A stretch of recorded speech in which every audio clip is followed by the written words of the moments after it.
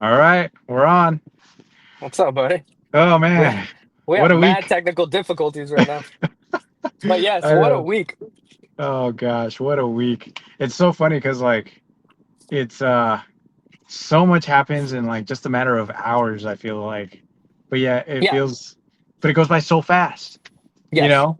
Especially now that the Yeah. dust has kind of settled on the whole Elon Trump feud that happened like on Sunday or whenever it was. Uh, or was it Tuesday? Monday, I mean? Yeah, Monday. Monday. So Yeah, Monday. really a whole lot of nothing, right? Like it was just kind of Yeah. round two, a little more tamed. Elon kind of held his ground. He's like, "Hey, I'm tempted to want to engage, but I'm gonna, hold Two back," big which two was, two big egos just yeah, talking. to to be expected for sure.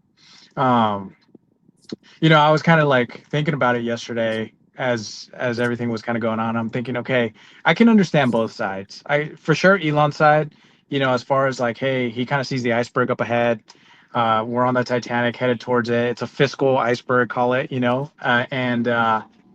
and so he can kind of have that foresight of like, hey, here's where we're headed. He's kind of demonstrated before that he has the foresight to be able to see 5 to 10 years out. Yeah. um, and so he's like, here's where we're headed from a fiscal perspective. Like, we got to do something about it while we still can. Otherwise, come next November, the midterms, there's a massive risk that you lose that capability because you're just going to be at a standstill with with the left, and Yeah. so The and so opposing it's this party that you're against. exactly. So like, I think to try to like advocate for Trump's side first. I think what he's trying to do is like he wants to kind of fulfill the promises he made by the end of next summer, by next fall, right? And he knows that he has to deliver. Otherwise, there's a really good chance he loses either the Senate, the House, or both. And so, one, he's like, I got to push this through. I got to push my agenda through as fast as I can. And then at the same time, he's really pressuring Jerome Powell to like cut rates so that way when we refinance our debt here in the coming months or whenever it is, like we can hopefully refinance at a lower rate and then hopefully offset whatever the increase will Ending be in this. our budget, right? Mm-hmm.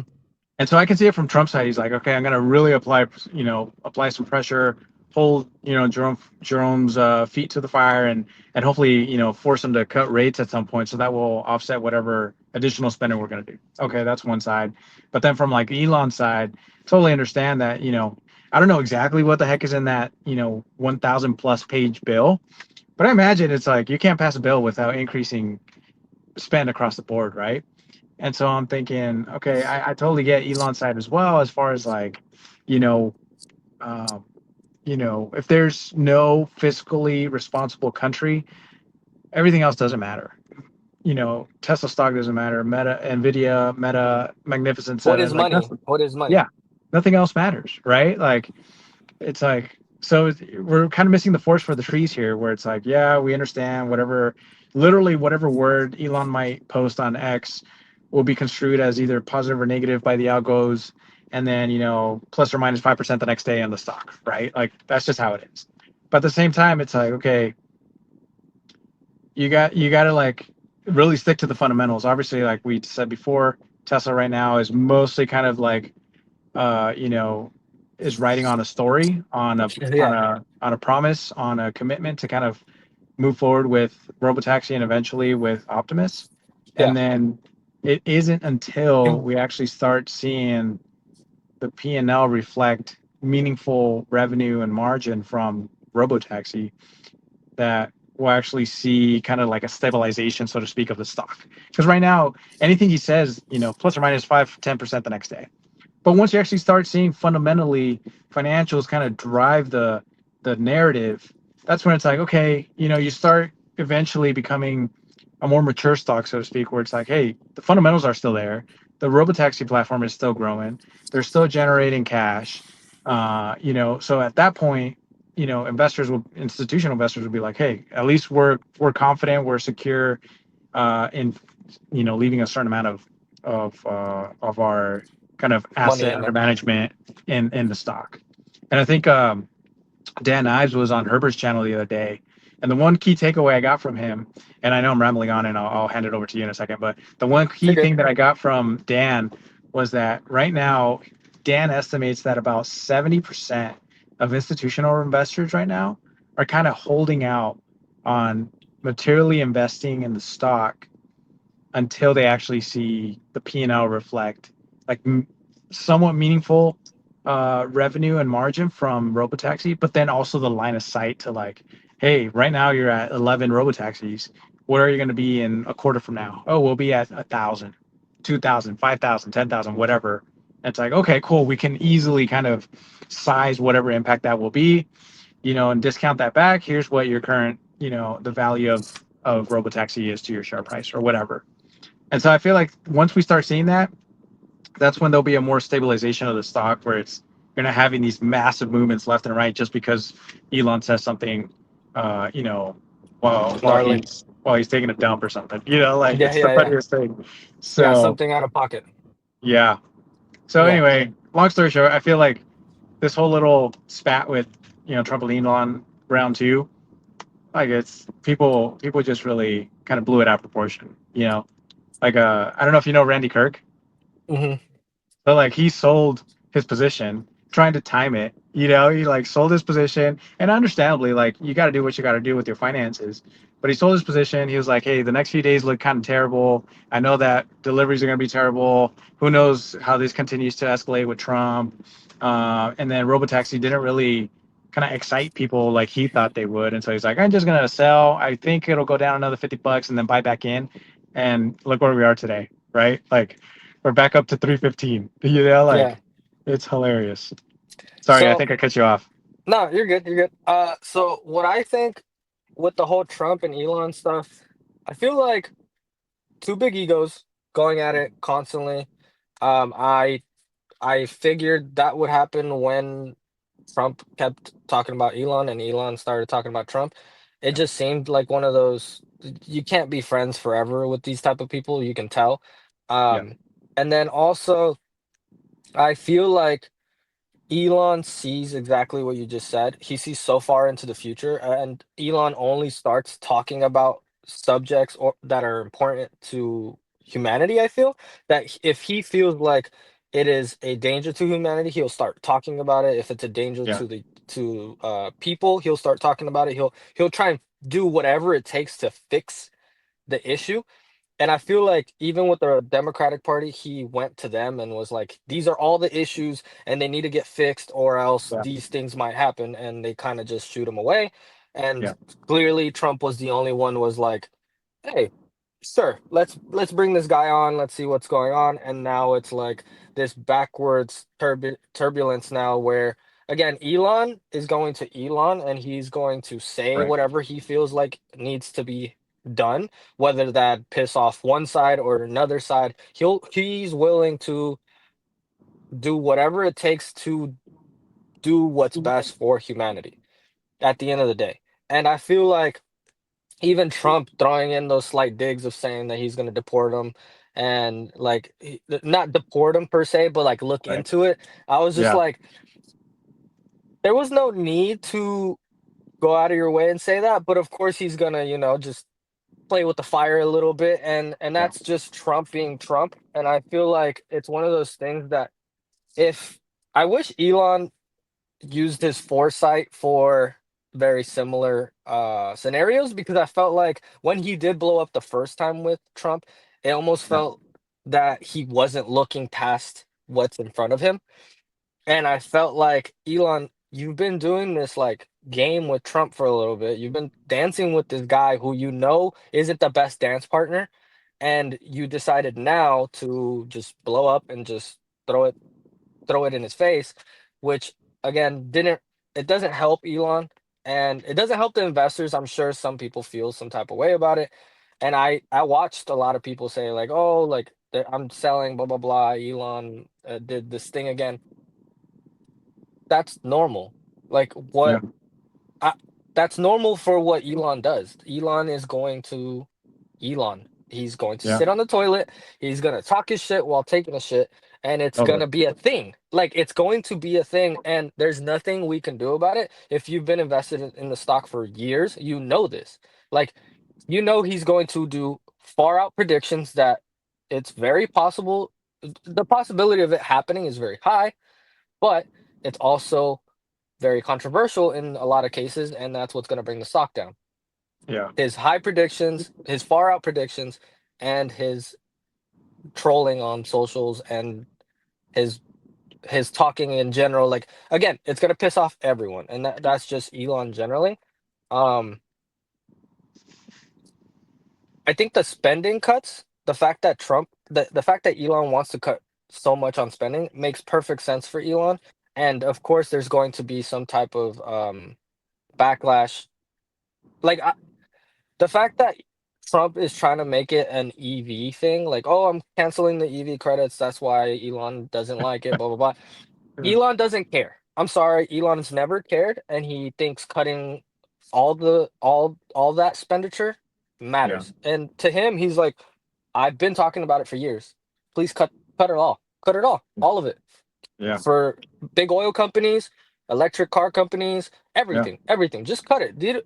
If if there should be something on the market, Elon sees it as it should be because it's good at what it does, Right. aka done. Like if it's going to make revenue, it's going to make revenue. If it doesn't, well, then it wasn't meant to be a company. Like Yeah. it wasn't meant to flourish and grow and do all these things.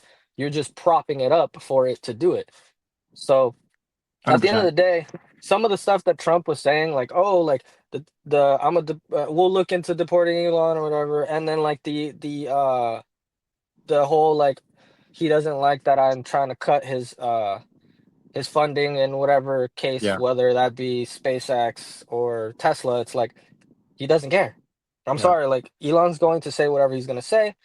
Expenditure, otherwise he just thinks it's a waste of money. So don't be spending our tax dollars on it, and that's how he feels. Yeah. No, and to some extent, the main takeaway I get as well is like they both need each other, you know? And it's so funny how Trump continues to bang the drum of like, oh, Elon doesn't want the EV tax credit going away. Literally, like you said, 2 years ago or whenever it was, Elon was on an interview with the Wall Street Journal. He couldn't be more explicit or clear. He said, just delete it. Just delete the EV tax credit.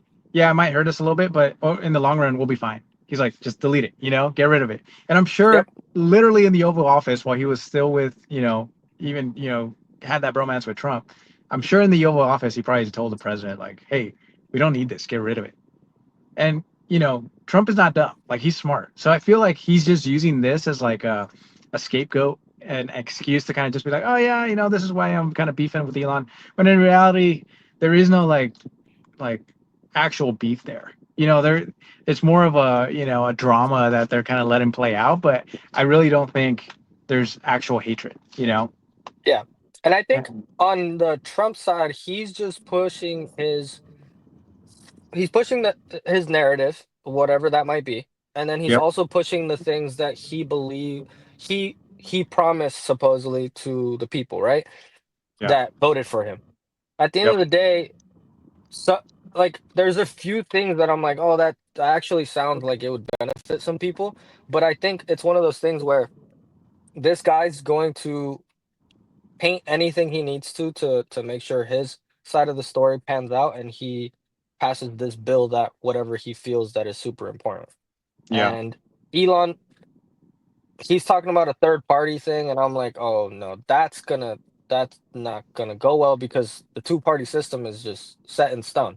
The fact Right. that one side can completely crap on another is like how they get their votes. It's how they get a person to go from one side to the other because their arguments are so opposing to each other Yeah. that that's how they get the votes. If you get a center, like a center party, it's going to be very tough because there is a lot of people out there who don't believe one or the other.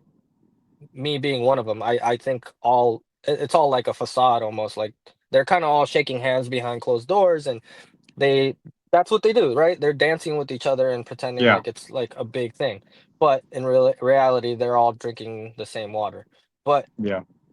to introduce a third party, that third party is going to possibly end up doing the exact same thing. Like it's not even if there was a third party, I believe that the only way to get it's such a difficult thing. Like even a person who I believe is like super smart and can turn things around, Elon went in there and still couldn't turn it around. Like Yeah, Elon is so good at just deleting processes and figuring things out and making things flow better and making things more logistically consumable. yeah, And even in that situation, he just could not do it. Like he came out like this was a side quest. This was a waste of time almost. Like he basically was like, I don't know why I did that to do come out and go back straight back to my companies. Like yeah. I do feel that if even if Elon couldn't fix it, in my head, I was like, oh damn. Like as soon as he stopped doing those, I was like, that's the only reason I thought this whole thing was even good. Like Yeah, Elon going in and fixing everything sounded so good to me in my head. Other than that, like everything else is all just a huge show in my brain. Like I agree. and and he couldn't fix it. And he couldn't fix it, so I'm just like, well, I'm clocked out of politics. I don't care anyway. I never Yeah, cared. I don't care. I'm done. Like Elon couldn't yeah. fix it. No one can. I A part of me is kind of happy that Elon did spend a little bit of time in politics Yeah. because now he can kind of prioritize what's actually important. You know, I think if anybody in the world could go into politics and actually make a dent to it, I think the only guy would be Elon. And the fact that even he couldn't make that big of a dent to what he was hoping to do, I think even he's like, okay, yeah, no, this beast is too massive to tackle. I gotta try to beat it on the other end, which is like, if we're not gonna cut spending, hopefully we can outpace the growth that we currently have, you know? Yep. And I think that at least now he has his priorities straight. Like, hey, there's no way I'm ever gonna be able to go back into politics and try to change things up.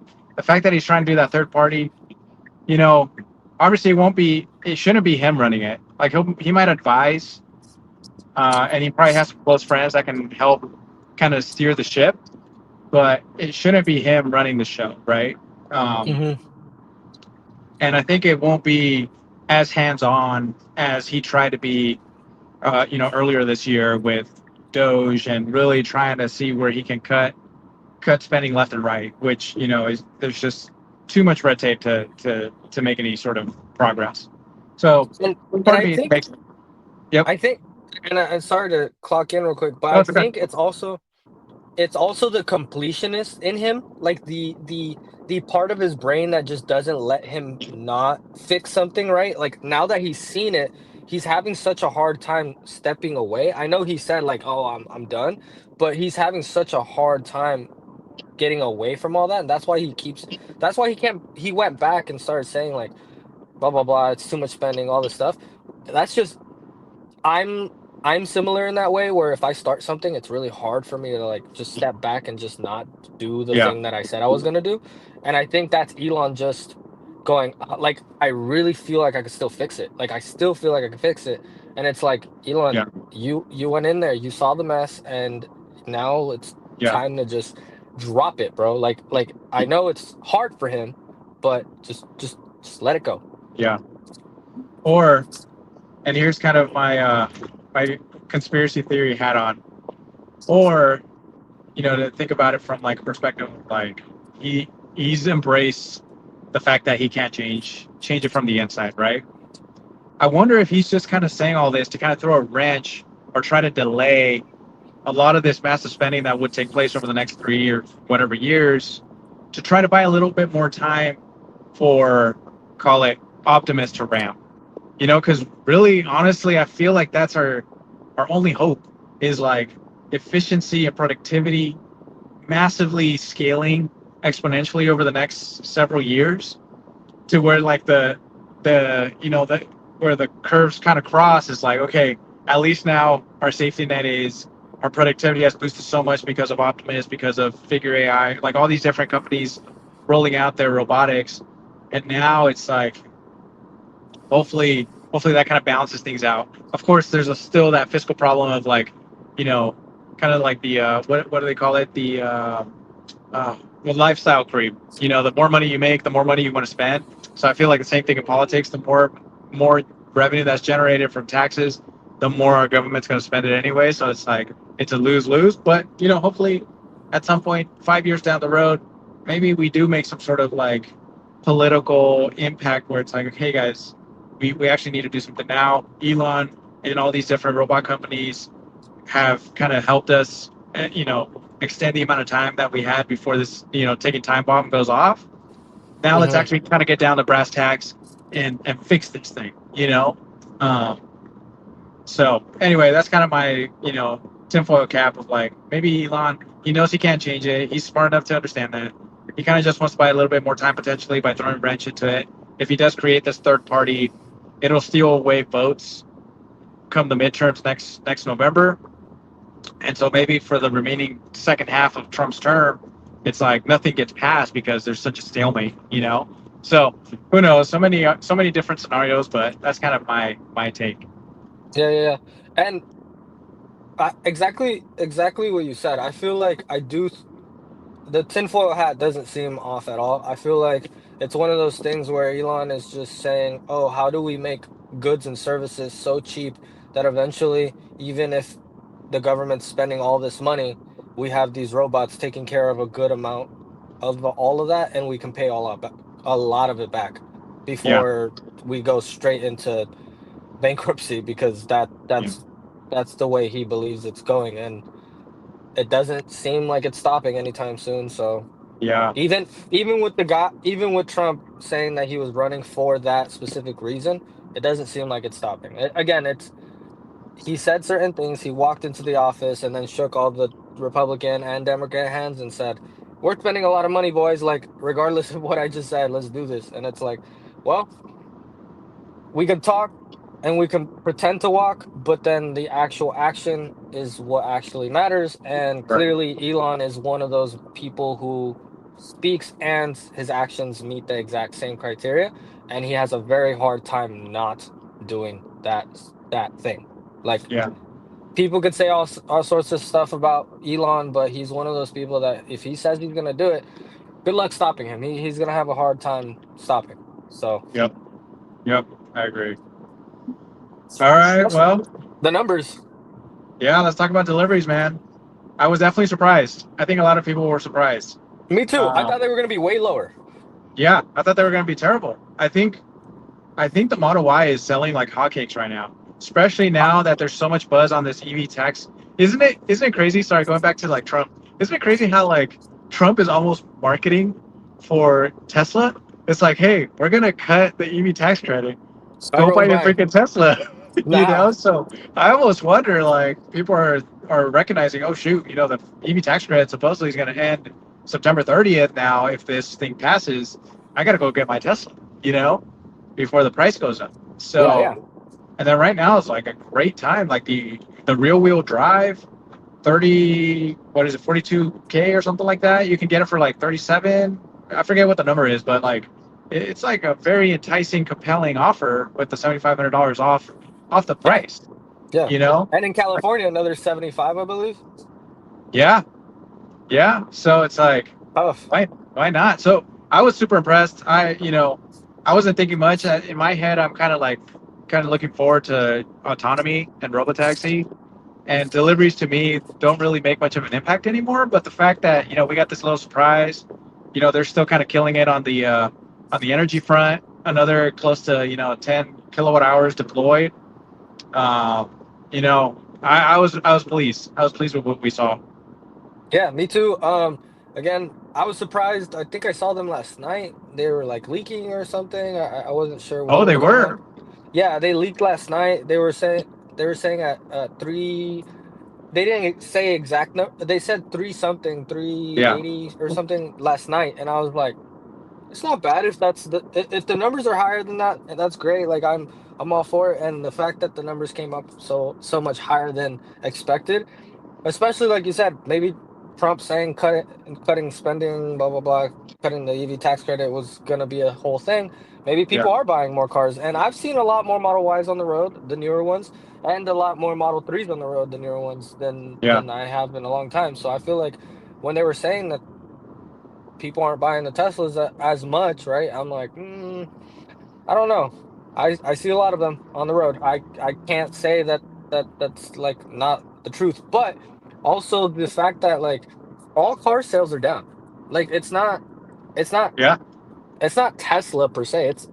It's economics right now. It's just Yeah. the fact is that people can't buy vehicles right now, and people are wary of a storm coming. Like they know something's up. The whole world feels it, like especially the US, I'm sure. And everyone's like, I'm waiting for a rainy day. And I think that rainy day it's bound to come, and it just shows in people's financials. Yeah. No, I agree. I think a lot of people feel like we're currently on a financial house of cards, like, but the funny part is, like, I feel like we've been on this financial house of cards for, like, since the financial recession, like, obviously we had that bull market from the end of the financial recession to, 2020, and then COVID hit, and then we kept going, and I'm like, Yeah. obviously that's from a stock market perspective, but just overall, it's like people are still spending. Now, everybody keeps saying, credit card debt and auto loan debt, and people are purchasing houses they can't afford. Like, that does concern me as far as, like, okay, ooh, but, like, from anecdotal evidence, I don't see anybody. I haven't met anybody, and I encounter a lot of people on a regular basis, but, like, I don't see who's actually, like, struggling financially to where they're going to food pantries every single day, to try to, or every week, to kind of fill up their fridge. Like, I don't I know. feel like Maybe that's not yeah, and maybe you're right, but I also feel like not a lot of people speak about how bad they're true, doing.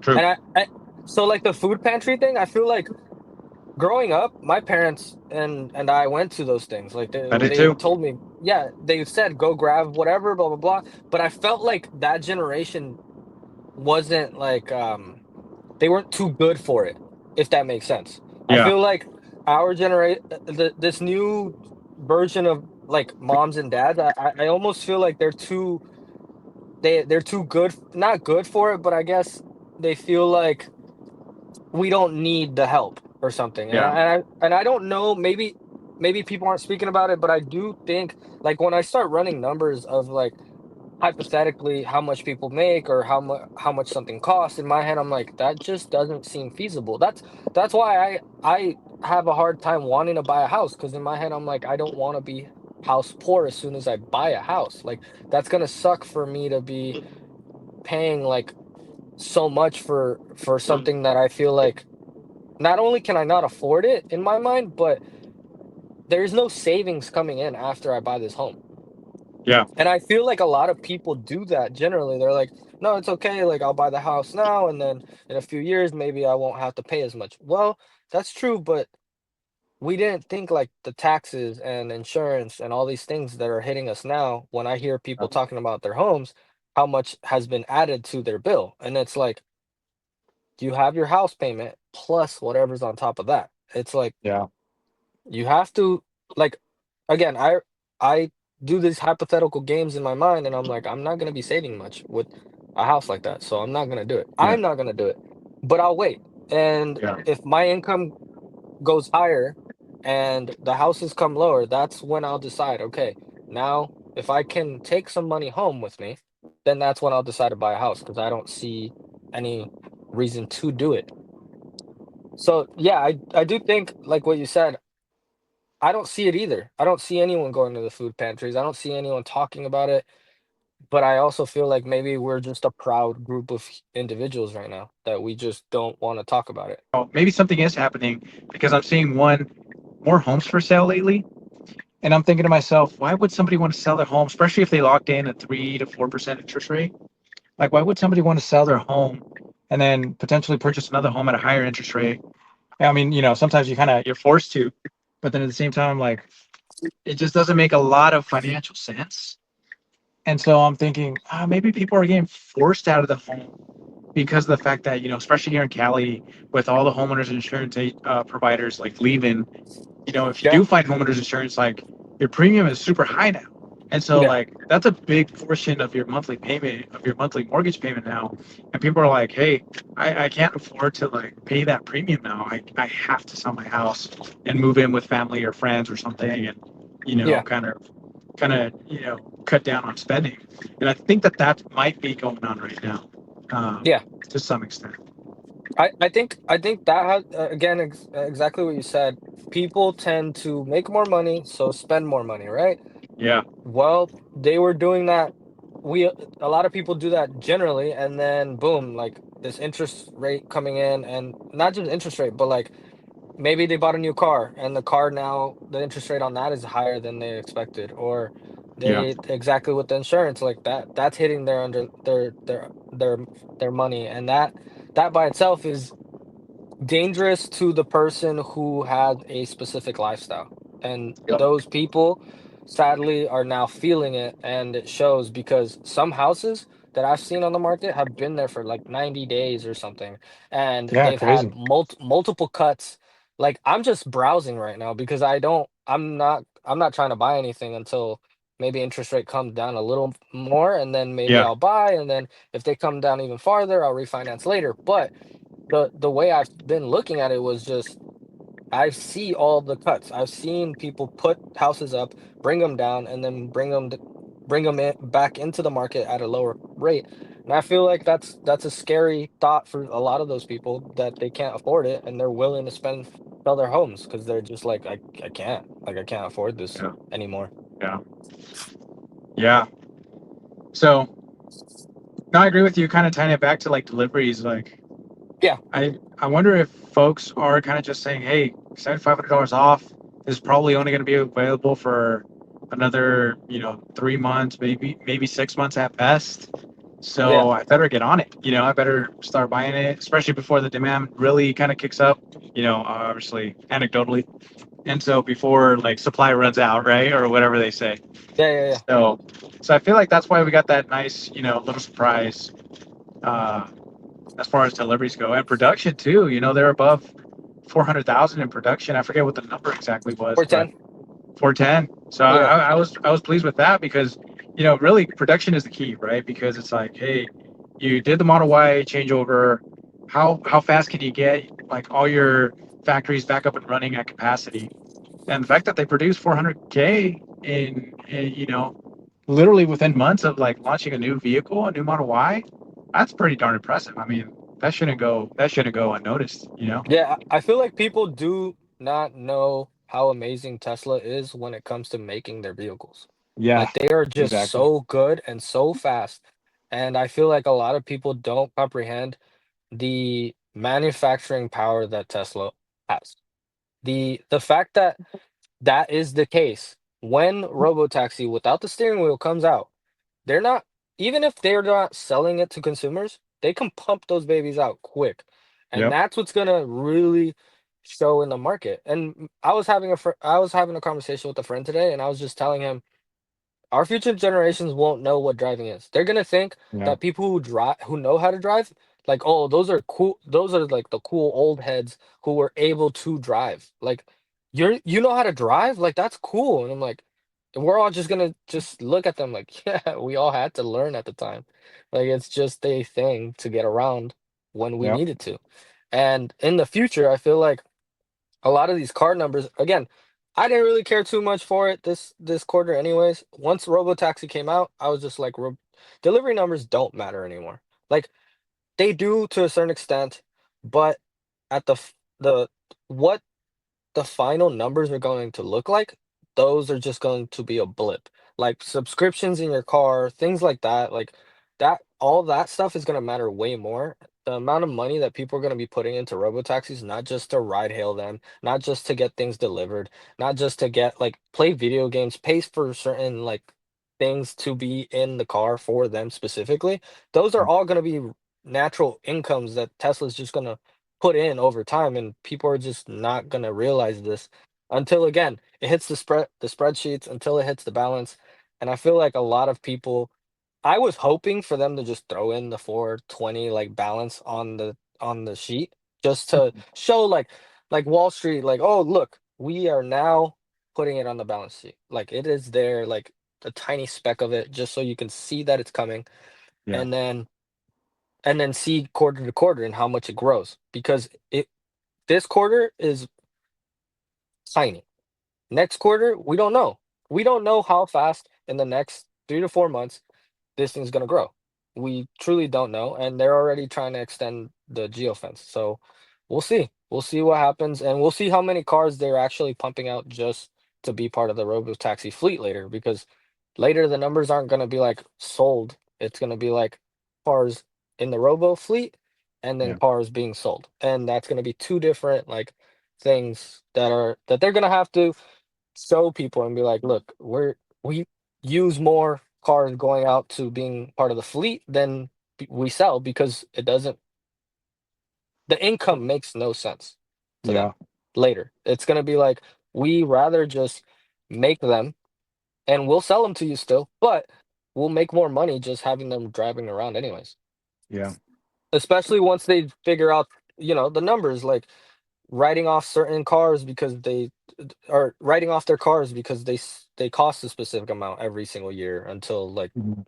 they write off the whole car and then everything's just net profit. Like that's gonna be a tough one. Yeah. Like we're all gonna be signing up our cars to be an LLC and driving around because we're Yeah. gonna be able to write them off. Like I don't see why else I wouldn't do that later. Like Yeah. I love my cars, and eventually, honestly, in my head, it's like I'll buy a few. Maybe I'll buy a few, and then I'll just keep like my daily that I want because I know there's gonna be people there that, if I want to throw stuff in my trunk, I don't want it to be part of the fleet. Like I Right. will, but that's just me. I don't know if everyone's gonna do that, but in my head, it's like I want my own little personal army of robots that are just gonna drive around, make me some income, and then I could write them off at the end of the year, and then I have my own LLC corp. Maybe that's the case, but Yeah. that's the way I see it. It's like Tesla's gonna be doing the exact same thing, just at a bigger scale. Oh yeah. Yeah. I completely agree. And then two kind of things that excite me about that too is like I think it was Stern Basher that kind of called it the dynamic demand curve or something like that, something to that effect. So basically, what he was saying is, at some point, once robotaxi really scales, it'll almost be like a build to order platform, where as people actually want to buy a Tesla for themselves, they would just place an order, and then the machine that builds the machine would just kind of manufacture that particular car for them, and then just ship it to their home, right? While in the background, the majority of that production now is mostly going to be for robotaxi purposes. And so it's Yeah, like at some point deliveries won't really matter anymore, and we're gonna be looking at, okay, how many robo taxi capable cars did you actually pump out? Like, oh, you pumped out for, 500,000, and you only sold, 100,000. Okay, that means that 400,000 are going to be in the robo taxi fleet, and then let me just size whatever that number is, 400,000 times x amount of miles, dollars or cents per mile. How many miles do you guys actually kind of, transport people on a given quarter, whatever, and so I think that that's what eventually will happen. So I'm really excited about that. And then in the more near term, um, and then the other thing that CERN likes to do is he likes to kind of convert the amount of kilowatt hours that were deployed in a quarter to like actual vehicles. So like in this case, we deployed, 9 point something kilowatt hours. So like divided by, roughly 75 kilowatt hours per car, and that gets you around to like a million or whatever vehicles that you actually like delivered, because of the hmm massive amount of kilowatt hours that you put into service. And so I'm looking forward to seeing how much of an impact now that's starting to make to the P&L, because it's not peanuts.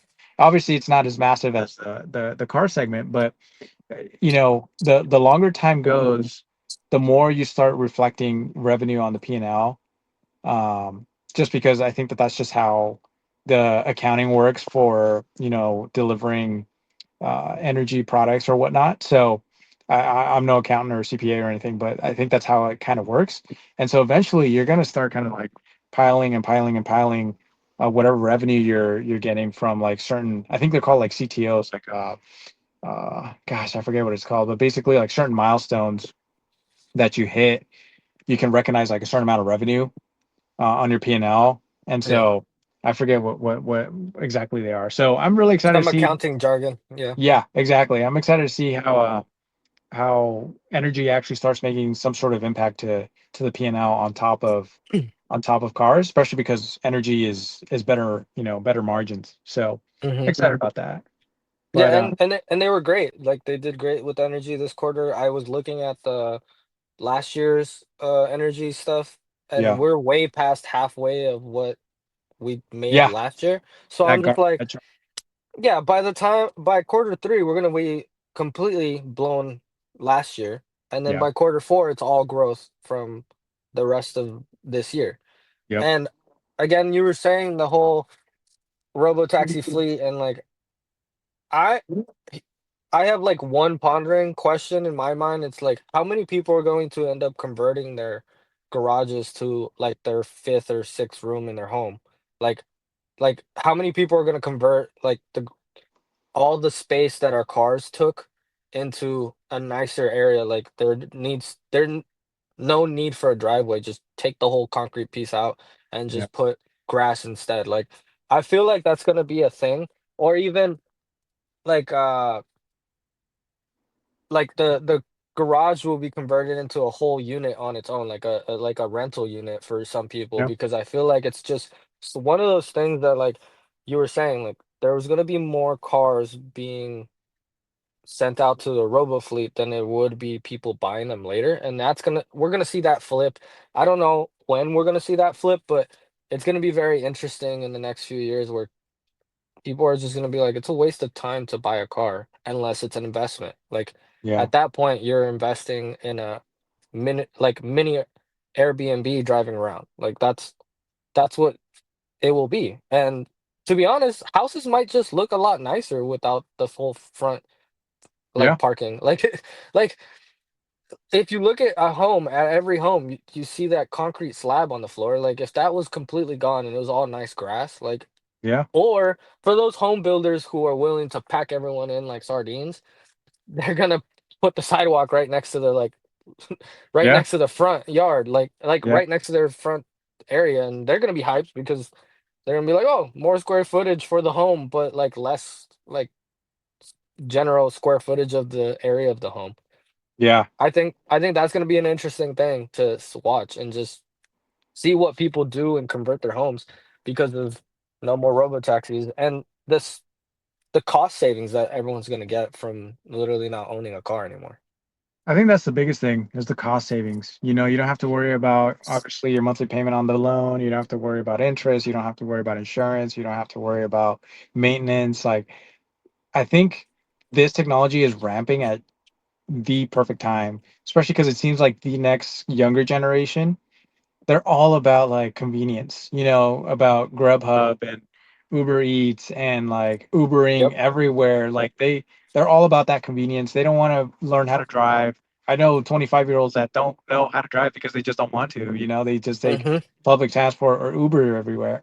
Mhm. And so I feel like this technology, this robotaxi technology is like ramping at just the right time for them, especially as they mature in their career eventually, in their 30s and 40s like they're never gonna drive to work. Like they're all gonna just robotaxi to work, have a monthly subscription or pay by mile or whatever it is. And it's like, hey, I'm paying $200 a month flat fee, but I can go anywhere I want whenever I want.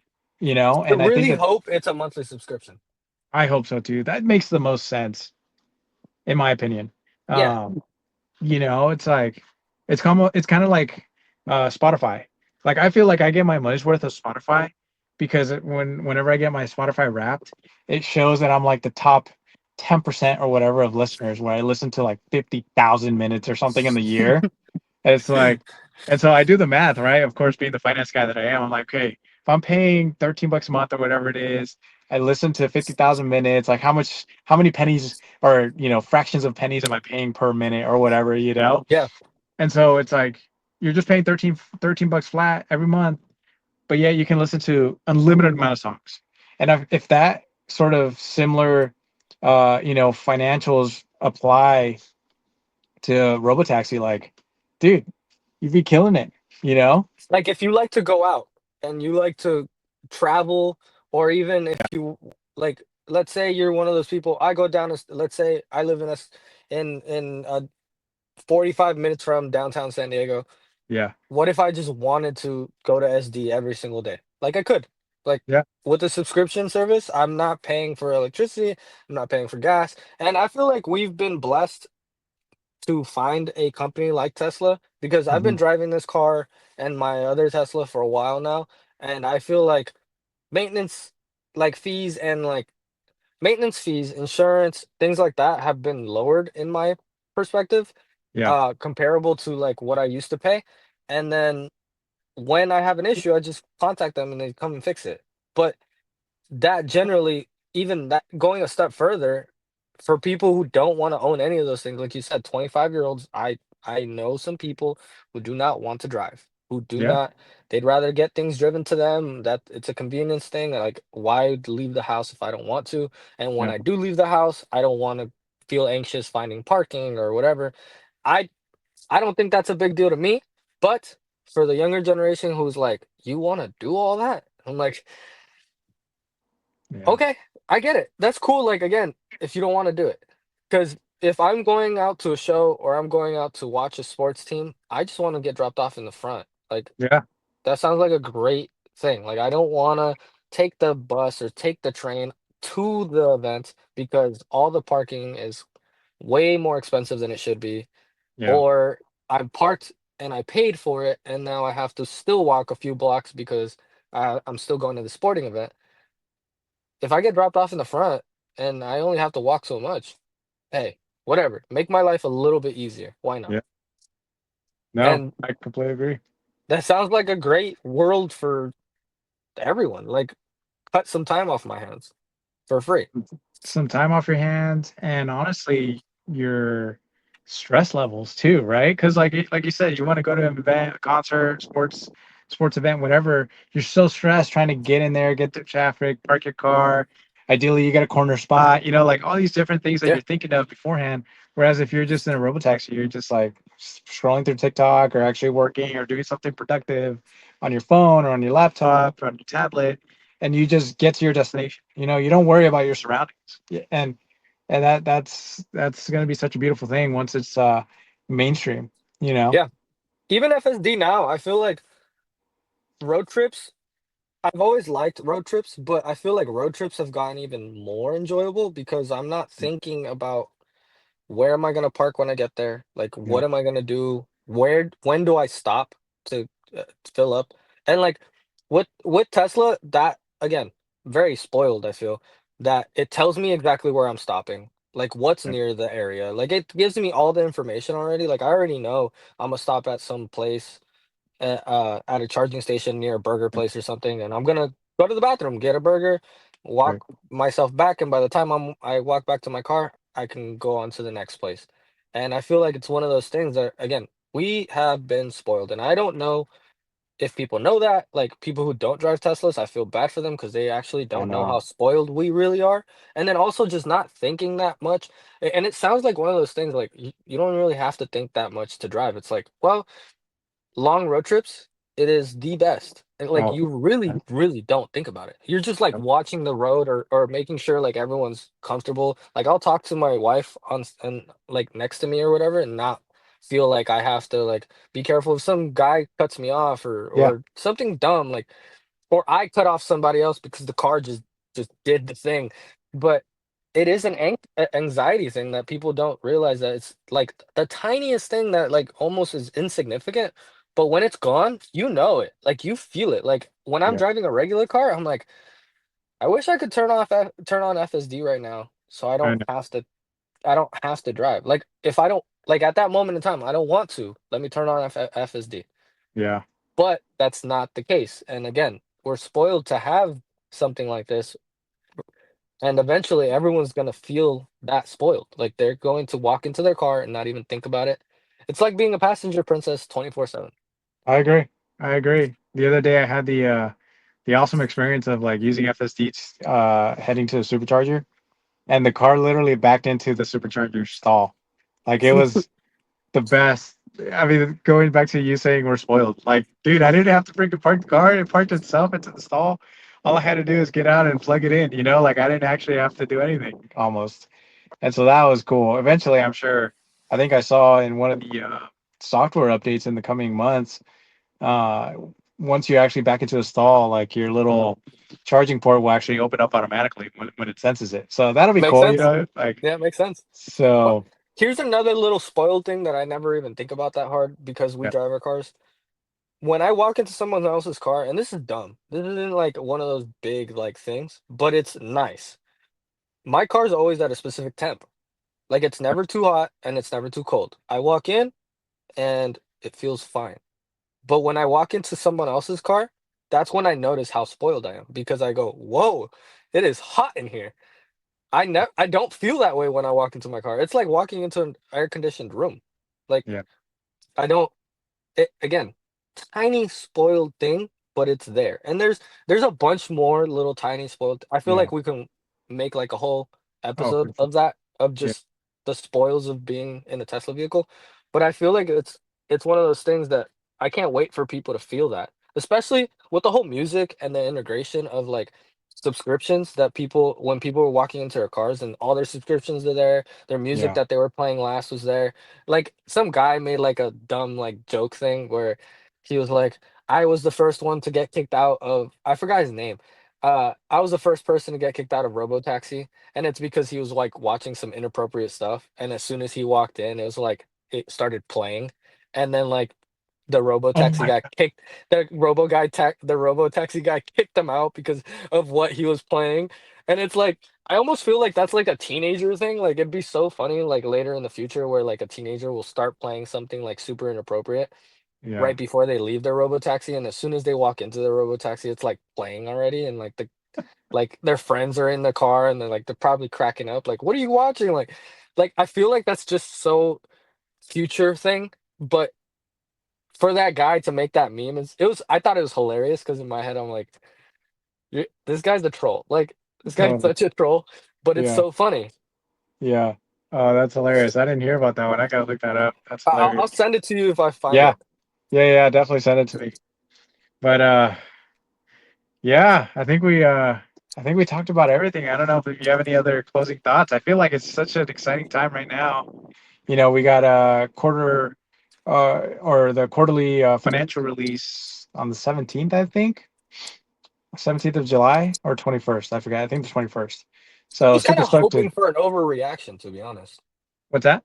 Like I was kind of hoping for an overreaction of like the numbers and everything else. Yeah. When the numbers came back positive, I was like, eh. Yeah. Yeah. Like I kind of, and this is just me being like hoping for people to dislike what's going on, just so I Yeah. could buy more. In my head, it's like Yeah. it's for sale, guys. I don't know what to tell you. Like not financial advice or anything, but it's just one of those things where it shows that people are willing to just jump. Like they're freaking out, they jump ship so quick, and you're like, cool. Like Yeah. I don't know what to tell you. This is gonna blow over later. The numbers aren't gonna matter. Blah blah blah. Yeah.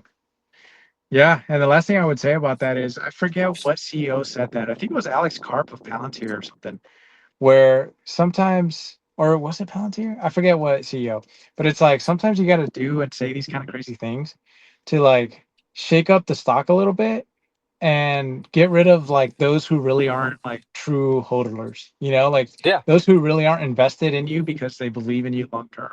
It's only yeah, the ones that are hopefully trying to make, a quick buck, or hopefully, a near term kind of trade. Um, so I agree with that. It's like you kind of want the true investors to kind of stick around. yeah. Um, And Tesla staying at 300 was I was like, wow, cool. I'm impressed. 300 is like where they're willing to go because they see what's coming. Like again, it didn't go way under 300, so in my head I'm like, that's awesome. We were in the 200s Yeah, last year, so 300 seems to be like 300 to 99 or whatever is yeah, like where we're at now, and I'm like, cool. That's nice. That's I'll nice for take it. someone, yeah, especially because it's again not financial advice, but it's one of those things where I've been buying this stuff for a while, so it's not it doesn't hurt me. Like when people say like, "Are you okay?" I'm like, "So Buying the what? dip. Buying So the dip. what?" Like, great. Like, Yeah. please. Like, Discount. where can I sell an organ right now so I Yeah. can buy Seriously. more? Like, I'm sorry. Like if you feel bad for me, that's cool. Like, you should probably, do your own research and Yeah. Definitely do your own research. I mean, 100%.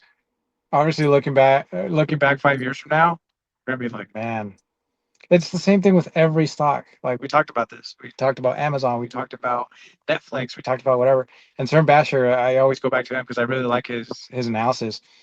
He goes deeper into like, hey, if you were to buy now, when everybody says it's overpriced, PE ratio is too high, et cetera, et cetera. But then you look forward 5 years, and then look back to where you would have bought. You would have effectively purchased stock, whatever stock, at like a 2x PE, like forward PE ratio. And it's like, dude, yeah, that makes sense. And that's the thing is like, you have to learn to kind of split Wall Street versus like Main Street, where Wall Street, they have quarterly and annual numbers they are targeting to hit, you know, like for everything. And so whereas we don't have that kind of pressure. We're just like set it and forget it, right? And so it's like, okay, just wait 5 years. Wait 5 years. 2030 is the key milestone year. That's when we should have millions of robotaxis out and about. That's when we should have, hopefully by then, hundreds of thousands of Optimists. That's when we should have energy really at a massive scale. Not to mention Elon tweeting today, I think, like, hey, should we create a factory for solar panels here in the US? Maybe. But so anyway, like energy really kicking off, and energy storage. And so like 5 years from now, like that's when it's really pedal to the metal. Like the numbers are going to speak for themselves. The proof will be in the pudding. It's no longer a story. It's no longer a promise. It's like actually being executed. And that's when, like in a video moment, like Nvidia was forever a gaming company until like they realized on the P&L one quarterly earnings call, they're like, hey, we're making a shit ton of money on selling server GPUs. Hmm. And all of a sudden, all-time Yep. highs, most valuable company on the planet, Yeah. Yeah. and so I think it's just a matter of that. It's like, okay, once we start making meaningful revenue from Robotaxi, Optimus is doing meaningful and productive things not only within Tesla, not to mention it'll probably reduce COGS because like if it is that productive and then if it is doing like 3 times the work that a human could do, then we're suddenly, slicing the cost of manufacturing, and I don't know how by how much, but I'm sure meaningfully. And so it's just a matter of time. Like let them Yep. cook. Let them cook. That's all I come back to. It's like it's just a matter of time. They got the best team that they could ask for at Tesla. I think they said how many like tens of millions of applications per year or something like that. It's like And it's almost like 2,000 every day. 2,000 every day in It's almost two. I engineering. think it was 2,000. I think it was 1,500 or 400. It's almost like, yeah, I Yeah. don't know exactly remember, but It it's was over 1,000, which is it's ridiculous. wild. It's Yeah, wild. And everyone wants to work there. It makes yeah, sense. exactly. And of course they're gonna pick the best of the best. And so it's like, dude, I don't know. The one thing I'll end this on is, I think again going back to Stern Basher, when you invest in like a private company, you don't get emails every single day of like what that private company is supposedly worth that day. You know, like at Yep. some point there's a valuation of what that private company is worth, an OpenAI, a SpaceX, whatever the offering is. And so like it's only every once in a while they actually get an update on here's what the current kind of estimated net worth of the company is, right? Yep. And so you should kind of treat even a publicly traded stock like that as well. It's like, hey, that the company is in good hands. Obviously, you have to still kind of monitor it here and there, but don't look at it every single day saying, oh, now I'm worth this, now I'm worth that, I'm worth 5% less today. Like don't think about Yeah. it that way. Look at it maybe monthly, maybe quarterly, maybe not annually because you kind of want to see what's going on as far as like roadmap goes and how they're executing. Yeah. But It's look at it almost every soul once in a while. crushing to do that. Yeah, It's it like is. not healthy for anyone to go look and be like, oh, I'm this much more wealthy or this much Yeah. more non-wealthy. It's like that's not healthy. And Yep. exactly what you're saying, there's so much growth to be done all the way to 2030. Yeah. And eventually, some people who don't understand will it'll click, and then we're gonna be those old heads that were like, "Oh yeah, we bought at this time," and the dividends in the way future are gonna be like seeping through our freaking accounts, and people are gonna be like, "How did you do it?" It's like We didn't sell. I I had these conversations with people. I talked to everybody. I told my neighbors, again, do your own research, but you didn't do it. So exactly what you said. It's just patience. It's a big patience game, and I feel like every company that has shown their stripes will just keep doing their thing. And Yep. Tesla seems like one of those no-brainers. It really truly does. But again, maybe I'm too in the weeds and I'm just sipping on the freaking Kool-Aid too hard. But Yeah. I mean, it could be, very well could be, right? We live in a supposed simulation or whatnot, but I just feel like risk reward, there's a pretty, you know, like you said, do your own research, not financial advice, but like it just feels like Tesla is in good hands. Obviously they got the best CEO on the planet, they got the best engineers, they got the brightest minds, and they're the ones that are actually moving forward with like embodied AI, not just generative LLMs. Like they're actually like physically doing something about AI. And so I think why not be invested? So in my exactly. opinion. So anyway, that was a good one, man. That I was had a good a one. I had a really good time chatting about this one. I think despite the spat, I feel like there's so much good news up ahead. So Yeah. I I think it's think just I think it's a matter of again, like you said, matter of time. I yeah, in the next few months, I'm not gonna be checking that often, but if the stock goes down enough, I'm gonna buy more. I don't I don't see why it's gonna go down. It's gonna be a very tough sell for anyone to just be like, oh, they're not gonna do it. It's like we'll see in a few months. yep, We'll see by the end of the year, it's gonna be even worse. The people are gonna be like, all right, you win. FOMO, Yep. And total we'll FOMO. see it. It's Yep, gonna be FOMO. Next quarter is gonna be FOMO. Quarter after that, it's probably gonna be even more FOMO, yep, especially if the numbers just keep getting better. Like it's just yeah.